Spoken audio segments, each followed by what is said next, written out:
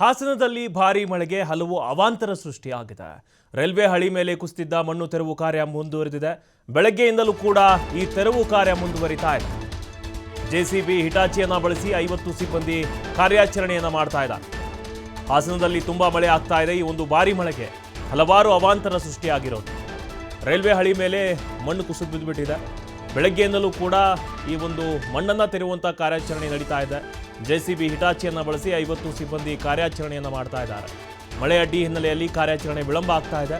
Railway ಹಳಿ ಮೇಲೆ 2 ಕಡೆ ಮಣ್ಣು ಕುಸಿದಿದೆ.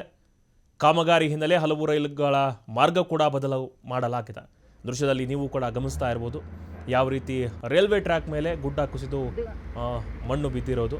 ಇದನ್ನು ತೆರವು ಕಾರ್ಯಾಚರಣೆಯನ್ನು ಮಾಡ್ತಿದ್ದಾರೆ. ಪಾಪ ತೆರವು ಕಾರ್ಯಾಚರಣೆ ಮಾಡುವಾಗಲೂ ಕೂಡ ಮಳೆ ಬರ್ತಾ ಇರೋದಕ್ಕೆ ಇನ್ನೂ ಕೂಡ ಅಡ್ಡಿ ಆಗ್ತಾ ಇದೆ. ಸೊ ಸಿಬ್ಬಂದಿ 50ಕ್ಕೂ ಹೆಚ್ಚು ಸಿಬ್ಬಂದಿ ಕಾರ್ಯಾಚರಣೆಯನ್ನು ಮಾಡ್ತಿದ್ದಾರೆ.